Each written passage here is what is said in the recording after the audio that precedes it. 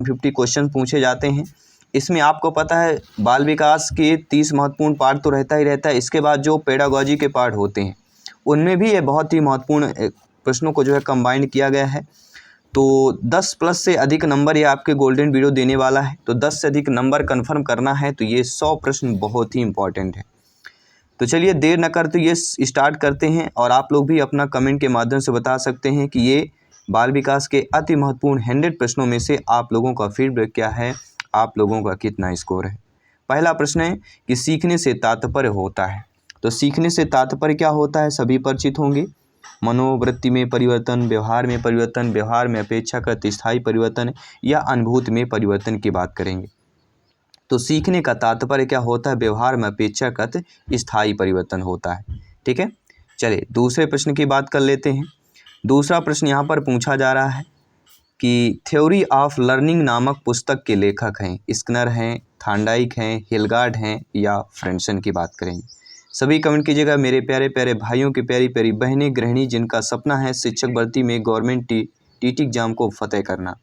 तो theory of learning नामक पुस्तक के जो लेखक हैं, बुक के लेखक है वह आपके हिलगार्ड हैं। थर्ड वाला ऑप्शन यहाँ पर सही हो जाएगा। इसके बाद है आपका तीसरा प्रश्न कि सीखना विकास की प्रक्रिया है। यह कथन किसका है, गेट्स का है, वुडवर्थ का है, स्किनर का है या कोहलर महोदय जी का हो जाएगा। तो सीखना विकास की प्रक्रिया है, यह कथन आपका किसका हो जाएगा, वुडवर्थ महोदय जी का हो जाएगा। सेकंड ऑप्शन यहाँ पर सही हो जाएगा। अगला है अधिगम का अर्थ क्या होता है। बौद्धिक ज्ञान, भाषा का शुद्ध ज्ञान, व्यक्तित्व का सर्वांगीण विकास या बच्चों को पढ़ाना।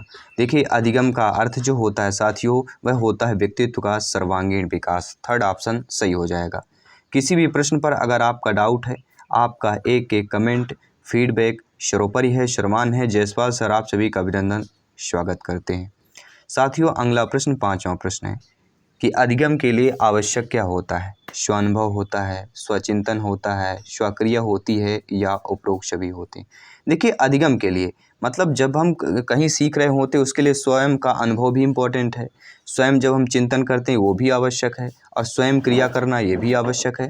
तो अधिगम के लिए तीनों आवश्यक है, इसलिए उपरोक्त सभी हमारा फोर्थ ऑप्शन यहाँ पर सही हो जाएगा।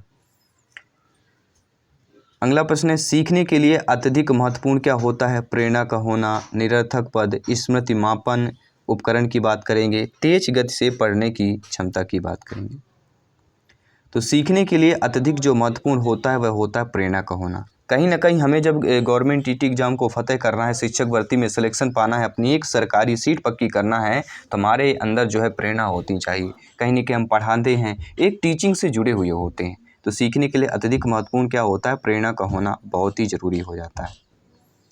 अगला है सीखने की परिघटना में आवश्यक घटक नहीं होता है। तो इसके लिए हमें जानना जरूरी कि कौन कौन से सीखने की परिघटना में आवश्यक घटक है। उसमें पहला आता है अधिगमकर्ता, प्रेरक भी आता है और आंतरिक अवस्था भी होती है।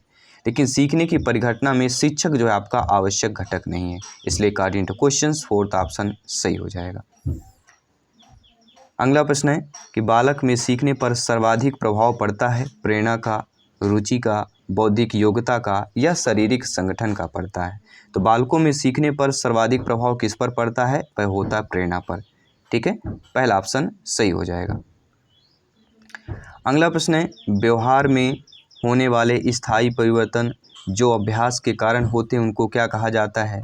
सीखना, सोचना, क्रिया करना या कल्पना करना। देखिए व्यवहार में होने वाले स्थायी परिवर्तन जो होते हैं, जो अभ्यास के कारण होते हैं, उनको क्या कहा जाता है, सभी लोग बताइएगा। उनको ही सीखना कहा जाता है। पहला ऑप्शन सही हो जाएगा।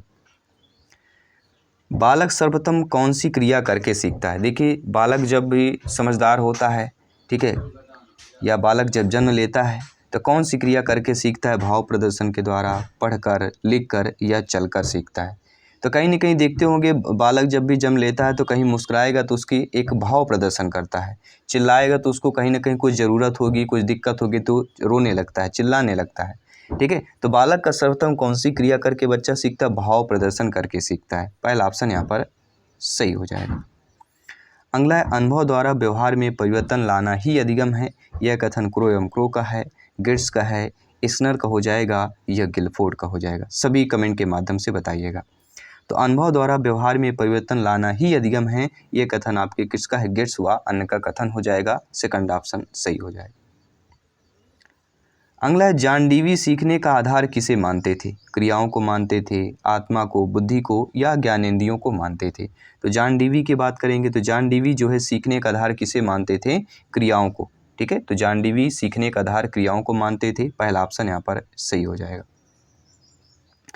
अधिगम के लिए विकास में से सबसे महत्वपूर्ण क्या होता है? व्यस्त विद्यालय कार्यक्रम, अधिक पाठ्य पुस्तकें, अधिगम उत्प्रेरित वातावरण, या उत्सुक माता पिता? देखिए, अधिगम के विकास में जो सबसे महत्वपूर्ण होता है वह क्या होता है? सभी लोग अच्छे तरीके से जानते हैं, वह होता है अधिगम उत्प्रेरित वातावरण। थर्ड ऑप्शन यहाँ पर सही हो जाएगा। अगला प्रश्न देख लेते हैं जो आप लोगों की स्क्रीन पर है। जब वर्तमान कार्य को करते समय पूर्व में सीखे गए कार्य के द्वारा बाधा उपस्थित की जाती है तो इस स्थिति को क्या कहा जाता है? तो बाधा उपस्थित हो रही है तो कहीं ना कहीं यह हमारा ऋणात्मक स्थानांतरण हो जाएगा। सेकंड ऑप्शन सही हो जाएगा। अगला प्रश्न दिया गया है कि सीखने की असफलताओं का कारण समझने के लिए असफलताएं हैं, यह कथन क्या है? तो सीखने की असफलता का कारण समझने की असफलताएं हैं, तो यह किसका कथन हो जाता है? तो यह आपके मार्शल का कथन हो जाएगा। किसका कथन होएगा साथियों? ये जो कथन है आपके मार्शल महोदय जी का कथन है, नोट कर लीजिएगा। अगला प्रश्न है, सीखना किस प्रकार की गतिविधि है? व्यक्तिगत है, सामाजिक है, व्यवहारिक है, या उपरोक्त सभी हो जाएगा? तो सीखना किस प्रकार की गतिविधि होती है? तो यहाँ पे सीखना जो होती है, देखिए कई बार हमारा व्यवहारिक भी होता है, ठीक है, व्यक्तिगत भी होता है, सामाजिक भी होता है। तो यहाँ पे ये सभी हमारा ऑप्शन सही होता दिख रहा है। लेकिन सीखना किस प्रकार की गतिविधि अगर पूछा जाएगा तो ये किस सामाजिक गतिविधि की बात करेंगे। यह आपके सी-टेट में आया हुआ प्रश्न है और सी-टेट में जो है सेकंड ऑप्शन को सही माना गया है। बाकी देखा जाए तो हमें ये सभी वाला ऑप्शन लग रहा है कि सीखना किस प्रकार एक व्यक्तिगत गतिविधि भी अपनी होती है, कुछ सामाजिक भी होती है, कुछ व्यवहारिक भी होती है, लेकिन यहाँ पे सामाजिक सही माना गया है। अगला, सीखने के सफल अनुभव अधिक सीखने की प्रेरणा देते हैं, यह कथन किसका है? प्रेसी का है, रॉबिन्सन का है, फ्रेंसन का है, या हॉरिक्स का कथन हो जाएगा। देखिए, आप सभी लोग प्यारे प्यारे भाई बहन गृहिणी सभी लोग अच्छे ज्ञानी सर्वव्याख्याता लोग हैं। जायसवाल सर आप सभी का अभिनंदन करते हैं और आप सभी के माता पिता को नमस्कार प्रणाम करते हैं। तो सीखने के सफल अनुभव अधिक सीखने की जो प्रेरणा देते हैं, यह कथन जो संबंधित हो जाता है आपके फ्रेंडसन का होता है, क्योंकि सीखने का सफल अनुभव अगर बात करें तो फ्रेंडली हमारा कथन हो जाता है, तो फ्रेंडसन की बात करेंगे। ठीक है, तो कुछ ऐसे प्रश्न होते हैं जो हमें शब्द होते हैं ऑप्शंस को थोड़ा मेल जोल बना के रखना पड़ता है जिससे हम एग्जाम में रिमाइंड कर पाएँ।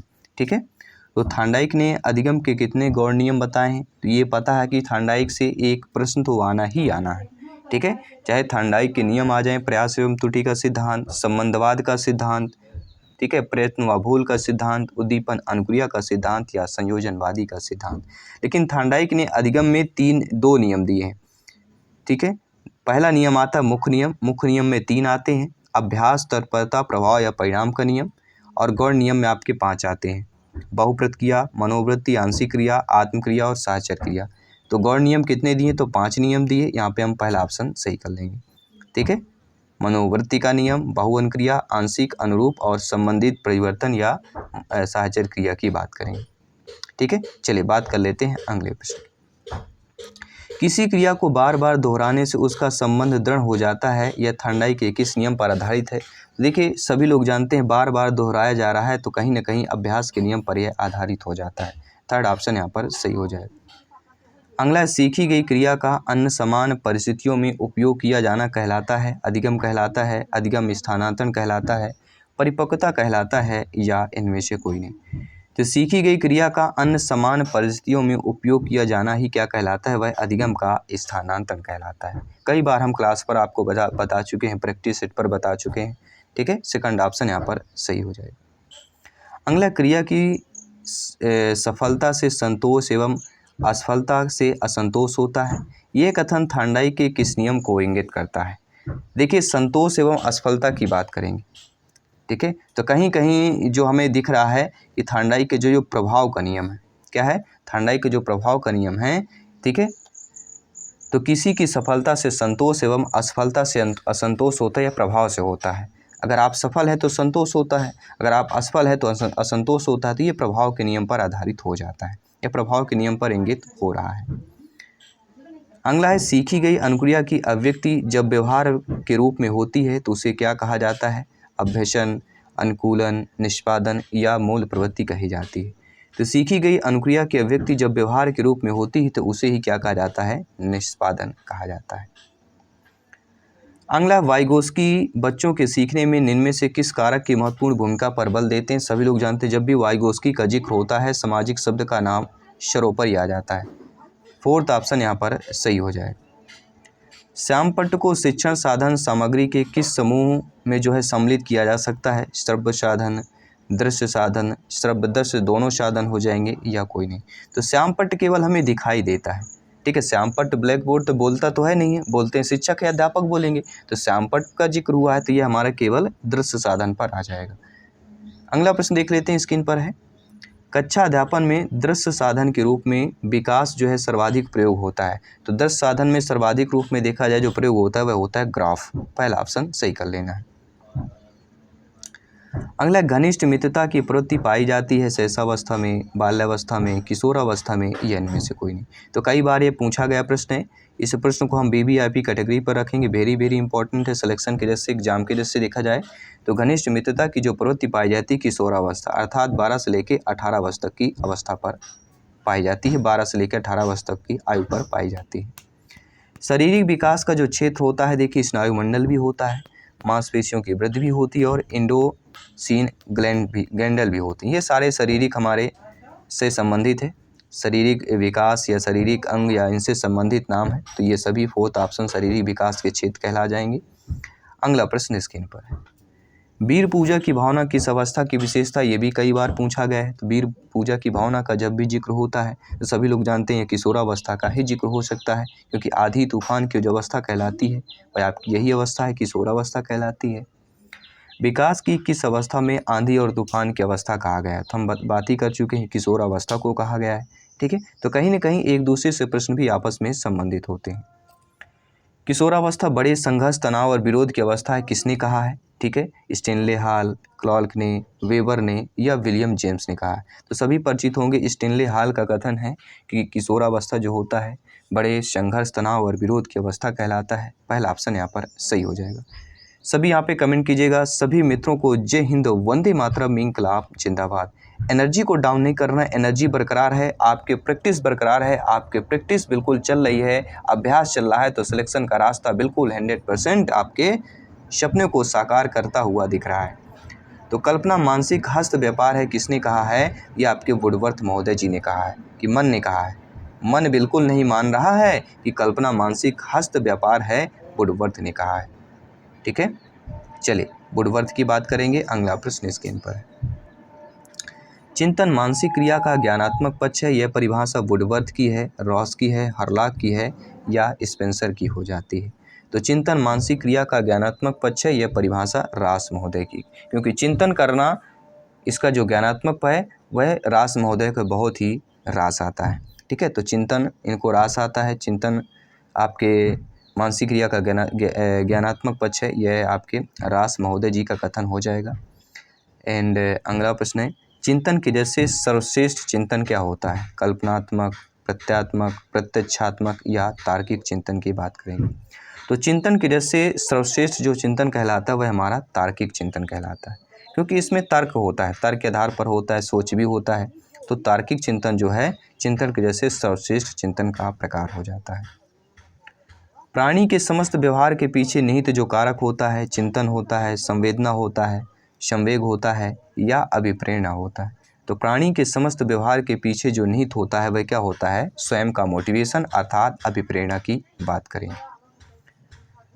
अगला, किसी के एक वस्तु पर चेतना का केंद्रीकरण। जी हाँ, किसी एक ही वस्तु पर। हमारा केवल है गवर्नमेंट टीचर बनना, गवर्नमेंट शिक्षक, अध्यापक, अध्यापिका बनना।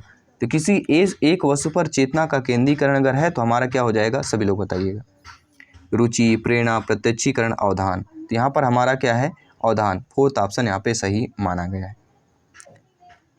अगला, स्मृति प्रक्रिया जो क्या कहलाती है? शारीरिक कहलाती है, मानसिक कहलाती है, चारित्रिक कहलाती है या आध्यात्मिक कहलाती है? तो स्मृति की जो प्रक्रिया होती है वह हमारी किस प्रकार से मानसिक प्रक्रिया कहलाती है।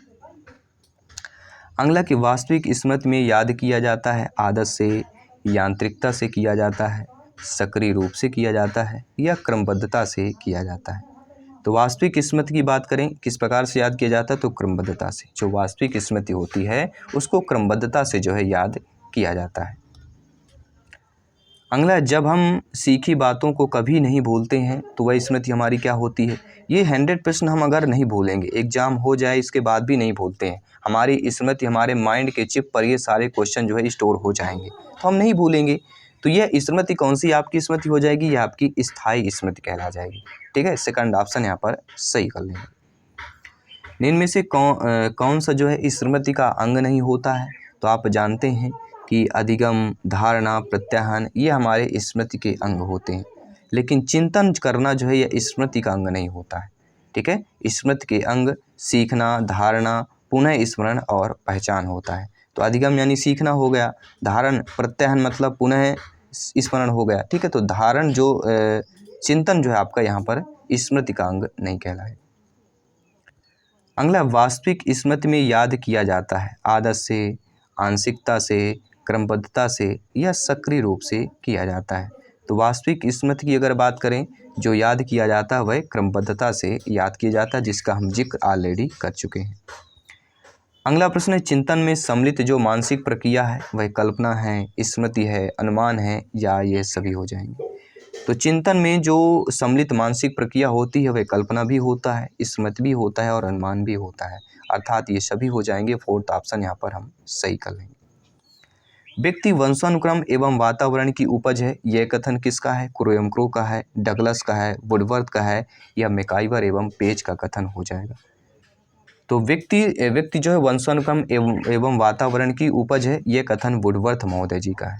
ठीक है, वंशानुक्रम, वातावरण, उपज होना, उपज मतलब कहीं ना कहीं एक जन्म की बात करेंगे, तो वुडवर्थ की बात करेंगे। वुडवर्थ यानी वुड मतलब क्या होता है, अगर WOOD करते वुड मतलब लकड़ी होता है, लकड़ी वर्थ मतलब जन्म होता है, तो लकड़ी का जन्म अर्थात उपज। ठीक है, तो ये आप समझ गए होंगे, एग्जाम में आएगा, ऑलरेडी आप लोग करेक्ट आंसर करेंगे। सीखने की जो खेल विधि उपयोगी होती है बाल्यावस्था के लिए, पूर्व किशोरावस्था के लिए, युवावस्था के लिए या परिपक्व अवस्था के लिए होती है। तो सीखने के लिए जो खेल विधि होती है वह किसके लिए होती है, बाल्यावस्था के लिए होती है। पहला ऑप्शन यहाँ पर सही कर लेंगे। अगला है, अधिगम का शिक्षा में योगदान कितना है, व्यवहार परिवर्तन में, नवीन अनुभव प्राप्त करने में, संयोजन में या इन सभी में है। तो अधिगम का शिक्षा में जो योगदान हो जाता है वह हमारा व्यवहार परिवर्तन में भी होता है, नवीन अनुभव प्राप्त करने में भी होता है और आपके समायोजन में भी होता है। तो यहाँ पे जो उपरोक्त सभी ऑप्शन दिया गया है वह हमारा सही हो जाएगा।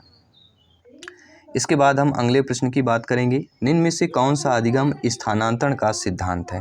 तो अधिगम स्थानांतरण का सिद्धांत समरूप तथा सिद्धांत हो जाएगा, दो तत्वों का सिद्धांत, गेस्टाल्ट सिद्धांत या ये सभी। तो अधिगम स्थानांतरण के सिद्धांत, ये सभी जो सिद्धांत दिए गए हैं ये सारे अधिगम के स्थानांतरण सिद्धांत संबंधित है। तो फोर्थ ऑप्शन हमारा यहाँ पर सही हो जाएगा। अगला है, निम्न में से कौन सा जो है प्राकृतिक अभिप्रेरक नहीं है। तो आप सभी लोग जानते हैं सुरक्षा, भूख, प्यास, ये हमारे क्या है, सभी लोग बताइएगा, ये प्राकृतिक अभिप्रेरक है, लेकिन सामाजिक बंधन जो है आपका प्राकृतिक अभिप्रेरक नहीं। देखिए, थॉमसन द्वारा वर्गीकरण किया गया है कि प्राकृतिक अभिप्रेरक और कृत्रिम अभिप्रेरक। तो थॉमसन द्वारा प्राकृतिक अभिप्रेरक में देखा जाए जो नेचुरल मोटिव्स होते हैं उनमें किसी भी व्यक्ति में जन्म से ही पाया जाता है। जो प्राकृतिक अभिप्रेरक होते हैं किसी भी हर व्यक्ति में जन्म से ही पाया जाता है। भूख, प्यास, सुरक्षा आदि यह अभिप्रेरक मानव का जीवन का विकास करता है। ठीक है, तो आई हो समझ गए होंगे। दूसरा होता है कृत्रिम अभिप्रेरक, आर्टिफिशियल मोटिवेज की बात करेंगे।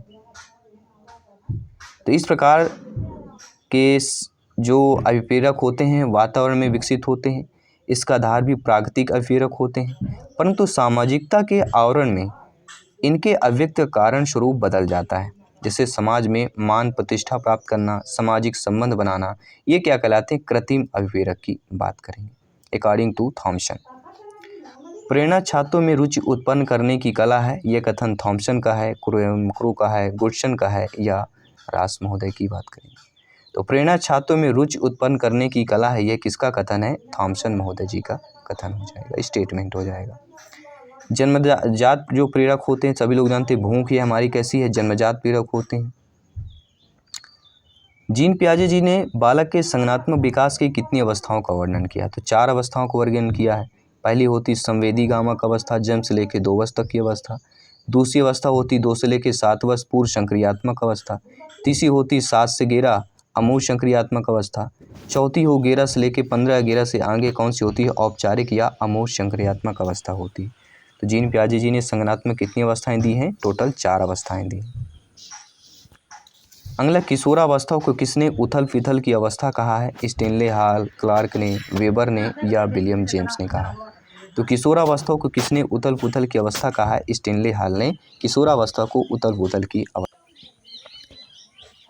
अब देखते हैं दोस्तों, अगला प्रश्न दिया गया है कि स्किनर के अनुसार बच्चों में भाषा का विकास निम्न का परिणाम है: व्याकरण में प्रशिक्षण का, अनुकरण तथा पुनर्वलन का, अंतर्जात योग्यताओं का या परिपक्वन का। तो स्किनर की बात कर रहे हैं, तो स्किनर के अनुसार बच्चों में जो भाषा विकास का परिणाम कहलाता है वह साथियों अनुकरण तथा पुनर्वलन का कहलाता है। सेकंड ऑप्शन यहाँ पर सही हो जाएगा। अगला है, व्यक्तिगत भिन्नता के कारण सदैव क्या होता है? वंशानुगत, सामाजिक व आर्थिक, संवेगात्मक एवं व्यक्तिगत या पर्यावरण एवं वंशानुगतता।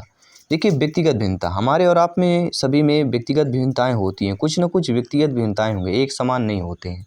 ठीक है, एक समान नेचर से नहीं होता है, शारीरिक गठन एक समान नहीं होता है। ठीक है, तो पर्यावरण एवं वंशानुगतताओं के कारण ये सदैव होता है। फोर्थ ऑप्शन सही हो जाएगा। अगला दिया गया कि विकास की किसी भी अवस्था पर कुछ भी सिखाया जा सकता है, यह विचार किसका है? जीन पियाजे जी का, आशुबेल का, ब्रूनर का या गेने महोदय जी का? तो विकास की किसी भी अवस्था पर कुछ भी सिखाया जा सकता है, यह जीन पियाजे जी की विचार है, जीन पियाजे जी का कथन, स्टेटमेंट है। अगला प्रश्न दिया गया कि पावलोव व स्किनर में से किससे संबंधित है? तो पावलोव जो स्किनर हैं ये दोनों आपके व्यवहारवाद से संबंधित कहलाते हैं। थर्ड वाला ऑप्शन यहाँ पर हम सही कर लेंगे। आई होप सभी पैर में अच्छे तरीके से समझ पा रहे होंगे। सभी प्रश्नों का फीडबैक करें, अपनी तैयारी को बेहतर करें, अपनी एक सरकारी सीट पक्की करें, क्योंकि सिलेक्शन यहाँ पर सर्वोपरि है। मुझे एक बालक दे दो, मैं उसे जैसा आप चाहें वैसा बना सकता हूँ।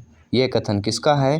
गुथरी का है, ईपी पावलोव का है, स्किनर का है या वाटसन महोदय जी का? तो वाटसन ने कहा है कि मुझे एक बालक दे दो, मैं जैसा आप चाहे वैसे बना सकता हूँ। ये वाटसन महोदय का कथन है, जो व्यवहारवाद के जनक कहलाते हैं, जेबी वाटसन। इनमें से कौन एक प्रणाली उपागम का पहलू होता है? उद्देश्य, संरचना, प्रक्रिया, विषय वस्तु। देखिए, प्रणाली उपागम का जो पहलू कहलाता है वह हमारा उद्देश्य, प्रक्रिया, विषय वस्तु है, लेकिन संरचना आपका नहीं कहलाता है। इसलिए अकॉर्डिंग टू क्वेश्चन सेकंड वाला ऑप्शन हमारा सही हो जाएगा। सभी पक्षों और घटकों के साथ शिक्षा को संपूर्णता से देखता है। शिक्षा के घटक विद्यार्थी, शिक्षक, पाठ्यक्रम, शिक्षण माध्यम, पाठ्यवस्तु, अनुदेशन प्रणाली, भौतिक पर्यावरण और अनुदेशनात्मक उद्देश्यों का मूल्यांकन होता है। अगला प्रश्न है, थांडाई का सिद्धांत जाना जाता है संज्ञानात्मक, समाजवाद, संयोजनवाद या सहचरवाद के नाम से जाना जाता है।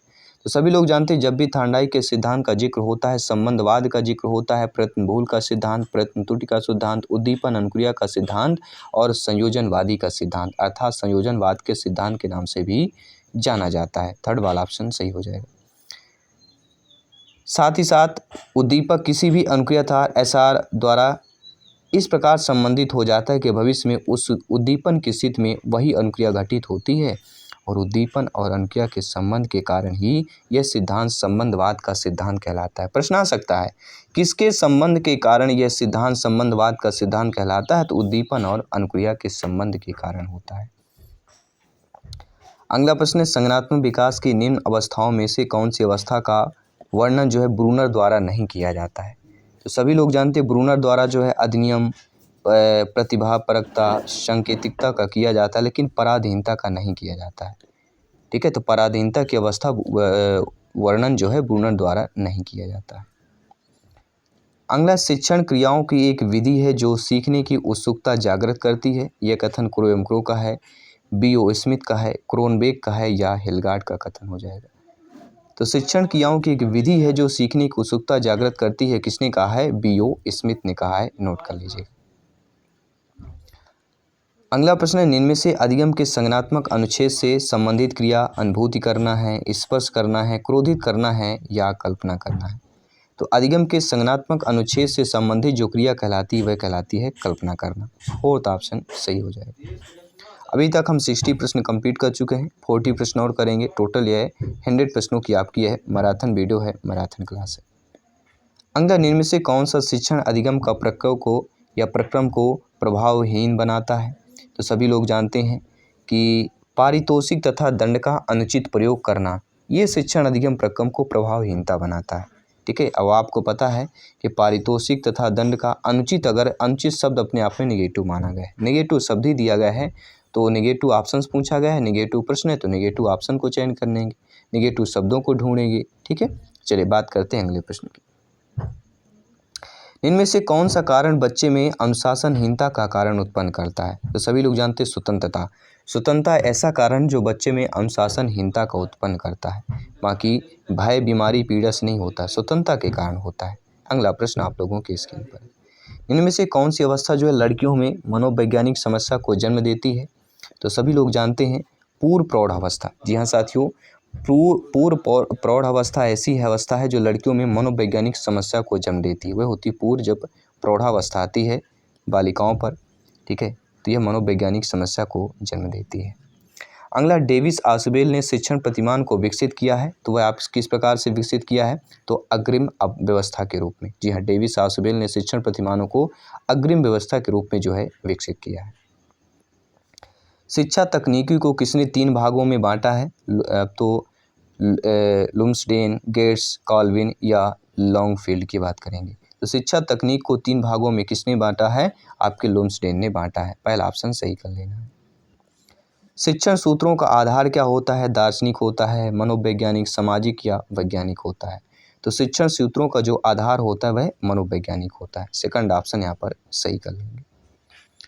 अगला प्रश्न है, क्रो एवं क्रो के अनुसार अधिगम प्राप्त करना मात्र ज्ञान है, मात्र अभिवृत्ति है, ज्ञान और अभिवृत्ति दोनों है या अनुभव है। तो क्रो एवं क्रो के अनुसार जो है अधिगम प्राप्त करना अर्थात ज्ञान और अभिवृत्ति दोनों की बात किया गया है। थर्ड वाला ऑप्शन सही हो जाएगा। अधिगम जीवन पर्यंत प्रक्रिया है जो पूर्ण होती है। तो सभी लोग जानते हैं विद्यालय में, समाज में, परिवार में। तो अधिगम जीवन पर्यंत है। जीवन पर्यंत में हम ये सारे पर विद्यालय में भी बच्चा जाता है, समाज में भी रहता है और परिवार में भी रहता है। तो अधिगम जीवन पर्यंत प्रक्रिया है जो पूर्ण आपकी इन तीनों पर होती है। तो उपरोक्त सभी वाला ऑप्शन मतलब इन सभी पर जो है पूर्ण होती है। अगला प्रश्न है, परिपक्वता जिसका दूसरा नाम है क्षमता का विकास, बढ़ती आयु, शारीरिक विकास या अधिगम का पूरा होना। तो परिपक्वता जिसका दूसरा नाम है वह आपकी क्षमता का विकास। कहते हैं ना, परिपक्वता हासिल कर लेना। तो आपकी जितनी क्षमता उसका विकास हो, कितना विकास हुआ है, तो परिपक्वता का दूसरा नाम क्षमता का विकास हो जाता है। कक्षा में शिक्षक विद्यार्थी को सीखने के लिए प्रेरित करता है, गृह कार्य देकर, प्रश्न पूछकर, उदाहरण देकर या ये सभी। तो कक्षा में शिक्षक विद्यार्थियों को सीखने के लिए प्रेरित करता है, गृह कार्य, प्रश्न, उदाहरण, इन तीनों देकर जो है प्रेरित करता है। देखिए, आप सभी लोग भावी अध्यापक अध्यापिकाएं हैं। ठीक है, आप सभी लोग अच्छे तरीके से समझते हैं और अच्छे तरीके से आप लोग फीडबैक भी करते हैं। बहुत बहुत धन्यवाद सभी का। अगला प्रश्न है, इनमें से कौन सा नकारात्मक संवेग नहीं है, मतलब सकारात्मक संवेग है। तो आशा करना, आशा अपने आप एक पॉजिटिव होता है। ठीक है, सकारात्मक है। बाकी आपके भय, क्रोध, चिंता, ये सारे निगेटिविटी की बात करेंगे। ठीक है, हमारे नकारात्मक संवेग हो जाएंगे। ठीक है, इन तीनों। लेकिन नकारात्मक संवेग आपका आशा नहीं होगा, ये क्या होगा, सकारात्मक पर आ जाएगा। इसलिए according to question fourth option सही हो जाएगा। बच्चे में संवेगात्मक संघर्ष कब उत्पन्न होता है। तो बच्चे में संवेगात्मक संघर्ष जो है क्रोध से ज़्यादातर उत्पन्न होता है। पहला ऑप्शन सही हो जाएगा। बुद्धि की अभिवृद्धि का चरम बिंदु किस आयु पर होता है। 10 वर्ष, 16 वर्ष, 25 वर्ष या 50 वर्ष होता है। तो बुद्धि की अभिवृद्धि का चरम बिंदु जिस आयु पर होता है वह कहलाता है 16 वर्ष, 16 वर्ष। ठीक है, या कह सकते हैं मध्य किशोरावस्था की बात करेंगे। तो बुद्धि की अभिवृद्धि यानी बालक बालिका में, बच्चों में, विद्यार्थियों में बुद्धि की जो अभिवृद्धि है वह चरम बिंदु 16 वर्ष होती है। 16 वर्ष तक बुद्धि का विकास लगभग पूर्ण हो जाता है। सीखना व्यक्ति में एक परिवर्तन है जो उसके वातावरण के परिवर्तनों के अनुसरण में होता है। यह कथन ई पील का है, गिट्सवन का है, बर्नार्ड का है, यह गैरी स्टेनर का कथन हो जाता है। तो सीखना व्यक्ति में एक परिवर्तन है जो उसके वातावरण में परिवर्तनों के अनुकरण में होता है। यह कथन आपके ई पील महोदय जी का कथन हो जाता है। अगला प्रश्न, निम्न में से कौन सा संवाद का स्रोत नहीं है? तो आप जानते हैं, समझते हैं आप लोग अच्छे तरीके से कि वक्ता, संदेश, संवाद ये सारे संवाद के स्रोत हैं, लेकिन अनुभव जो होता है वह संवाद का स्रोत नहीं कहलाता है। सभी लोग बताइएगा। किसकी पुस्तक में किशोरावस्था, तनाव और संघर्ष का काल छपा है? तो वह होता है स्टेनले हाल। स्टेनले हाल की पुस्तक में जो है किशोरावस्था, तनाव और संघर्ष का काल छपा हुआ है। प्रश्न आता है कि किशोरावस्था बड़े संघर्ष और का काल है, तनाव और संघर्ष का, तो किसका कथन है? स्टेनले हाल का कथन। ये भी आपको नोट कर लेना है। कोई बच्चा नवीन व्यवहार को खोजता है, किस प्रकार से खोजता है? सीख कर, सुनकर, देख कर या अनुभव करके खोजता है। तो कोई भी बच्चा नवीन व्यवहार को खोजता है वह सीख करके ही खोजता है। नवीन मतलब नया है, तो कहीं ना कहीं सीख करके ही वह खोजेगा। ठीक है। अगला प्रश्न स्क्रीन पर है, वह कारक जो व्यवहार में स्थायी परिवर्तन लाता है? बीमारी है, शारीरिक थकावट है, परिपक्वन है, मानसिक थकावट। देखिए, आप व्यवहार ऐसा जो स्थायी परिवर्तन लाए, तो बीमारी एक निगेटिविटी हो गई, थकावट ये भी निगेटिव ऑप्शन है, लेकिन परिपक्वन एक पॉजिटिव आता है। परिपक्वन शब्द बोलते हैं एक एनर्जी आती है, तो वह कारक जो व्यवहार में स्थायी परिवर्तन लाता है वह कारक हमारा परिपक्वन ही कहलाता है। थर्ड ऑप्शन यहाँ पर दोस्तों सही हो जाएगा। शिक्षा के क्षेत्र में निम्न में से सबसे महत्वपूर्ण क्या होता है? तो शिक्षा के क्षेत्र में सबसे महत्वपूर्ण जो होता है बालक, बालिका, शिक्षार्थी, विद्यार्थी होता है। फोर्थ ऑप्शन यहाँ पर सही हो जाएगा। अगला प्रश्न है, 20वीं शताब्दी बच्चे की शताब्दी कहलाती है, किसने कहा है? क्रो क्रो ने, जीन पियाजे जी ने, टालमैन ने या स्किनर महोदय जी ने कहा है? 20वीं शताब्दी बच्चे की शताब्दी है, किसने कहा है? क्रो ने कहा है। नोट कर लीजिएगा, काफ़ी बार स्टेटमेंट परिभाषा यह रिपीट हुई है, बार बार पूछी जाती है। अधिगम को प्रभावित करने वाला शिक्षक से जो संबंधित कारक है वह कहलाता है इच्छा शक्ति, अभ्यास, ज्ञात से अज्ञात की ओर या प्रस्तुतिकरण की बात करेंगे। तो अधिगम को प्रभावित करने वाला, यह साथियों, अधिगम को प्रभावित करने वाला शिक्षक से संबंधित जो कारक होता है वह कहलाता है हमारा प्रस्तुतिकरण। फोर्थ ऑप्शन यहाँ पर सही हो जाएगा। शिक्षा मनोविज्ञान क्या होता है? मानक विज्ञान, अनुप्रयुक्त विज्ञान, विशुद्ध विज्ञान या उपरोक्त में से कोई नहीं। तो शिक्षा मनोविज्ञान इनमें से कोई नहीं होगा, क्योंकि शिक्षा मनोविज्ञान जो होता है इसका अर्थ हम समझ लेते हैं। शिक्षा मनोविज्ञान दो शब्दों से मिलकर बना है, शिक्षा और मनोविज्ञान। मनोविज्ञान को मानसिक प्रक्रियाओं, अनुभव और व्यवहार के वैज्ञानिक अध्ययन के रूप में परिभाषित किया जा सकता है। वहीं शिक्षा को इंसान के व्यक्तिगत, सर्वांगीण, शारीरिक, संज्ञानात्मक, भावात्मक और सामाजिक विकास के रूप में परिभाषित किया जा सकता है। तो इस अर्थ में शिक्षा मनोविज्ञान बच्चों व बड़ों के मनोविज्ञान को शिक्षा के संदर्भ में व्यवहारिक रूप से प्रयोग करने के लिए सैद्धांतिक जमीन मुहैया करवाता है, जिसके आधार पर अधिगम, प्रेरणा, व्यक्तित्व विकास और बाल मनोविज्ञान के विभिन्न विषयों पर एक समग्र समझ का निर्माण करने की कोशिश होती है। जॉन डेवी का मानना था कि शिक्षा ऐसी होनी चाहिए जो स्कूल छोड़ने के बाद भी काम आए। मतलब शिक्षा शब्द संस्कृत से शिक्ष धातु से बना हुआ है, जिसका अर्थ होता है सीखना या सिखाना। यानी इस अर्थ में शिक्षा सीखने सिखाने की प्रक्रिया है। तो शिक्षा के लिए विद्या शब्द का भी उपयोग किया जाता है, जिसका अर्थ होता है जानना। और एजुकेशन शब्द लैटिन भाषा के 4 शब्दों से मिलकर बना हुआ है, जिसका अर्थ होता है प्रशिक्षित करना, अंदर से बाहर निकलना, पालन पोषण करना और आंतरिक को बाह्य की तरफ जाना। अतः संक्षेप में कहा जा सकता है कि शिक्षा का अर्थ मनुष्य की आंतरिक शक्तियों को बाहर की तरफ आने के लिए प्रेरित करना है। जॉन एडम्स के मुताबिक प्राचीन काल में शिक्षा का शिक्षक केंद्रित थी। किसके अकॉर्डिंग? जॉन एडम्स के मुताबिक जो है प्राचीन काल में शिक्षा शिक्षक केंद्रित थी, जो अब बाल केंद्रित हो चुकी है। जो शिक्षा केंद्रित थी उस पर 2 छोर थे, शिक्षक और शिक्षार्थी। बाद में जॉन डेवी ने शिक्षा को बाल केंद्रित बताते हुए इनके 3 केंद्रों का जिक्र किया, जो क्रमशः शिक्षक, शिक्षार्थी और पाठ्यक्रम है।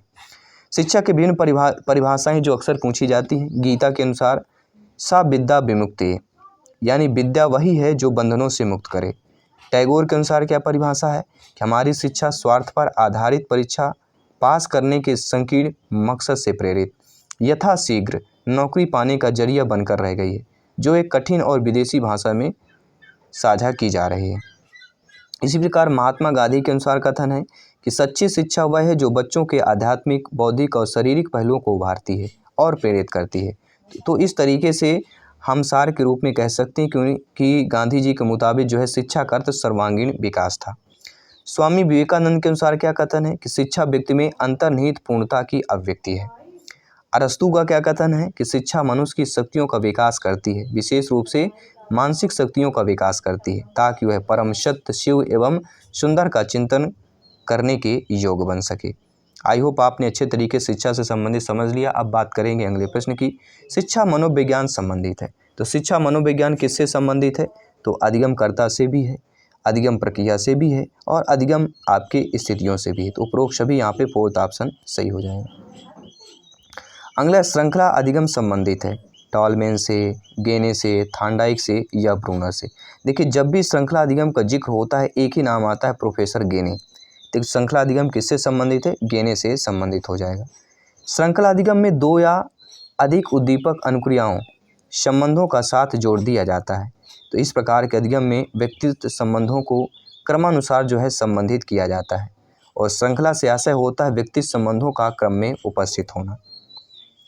अगला है मनोविज्ञान में व्यवहारवाद का प्रतिपादन करने वाले आपके जॉन डीवी हैं, विलियम जेम्स हैं, कोहलर हैं, जॉन डीवी। तो हम कई बार जिक्र कर चुके हैं, मनोविज्ञान का व्यवहारवाद का जिक्र होता है तो जेबी वाटसन का नाम सिरों ही आ जाता है। यहाँ पे फोर्थ ऑप्शन आप लोगों का सही हो जाएगा। अगला है अधिगम का निष्पादन है, अभिवृत्ति है, ज्ञान है, कौशल है या उपरोक्त सभी हो जाएंगे। तो अधिगम का जो निष्पादन कहलाता है वह हमारा देखिए अभिवृत्ति भी कहलाती है, ज्ञान भी कहलाता है और कौशल भी कहलाती है, अर्थात उपरोक्त सभी जो है फोर्थ ऑप्शन यहाँ पर सही कर लिया जाएगा। अगला निर्मितवाद के अनुसार एक अध्यापक को मुख्य भूमिका होनी चाहिए, दार्शनिक की, मित्र की, सहजकर्ता की या अनुदेशक की होनी चाहिए। तो निर्मितवाद के अनुसार एक अध्यापक की जो मुख्य भूमिका होनी चाहिए वह सहजकर्ता के रूप में हो चाहिए। किस प्रकार के सहज पूर्वक आप विद्यार्थियों को, बालक बच्चों को पढ़ा सकते हैं, बच्चे किस प्रकार से सहज से सीख सकते हैं। सृजनात्मकता की जो विशेषता होती है वह मौलिकता होती है, प्रभावशीलता होली, लचीलापन होती है। तो सभी लोग जानते हैं जब भी क्रिएटिविटी की जिक्र होता है, सृजनात्मकता की विशेषता की जिक्र होती है तो इसमें मौलिकता भी होती है, प्रभावशीलता भी होता है और लचीलापन भी होता है। तो उपरोक्त सभी यहाँ पे फोर्थ ऑप्शन साथियों सही हो जाएगा।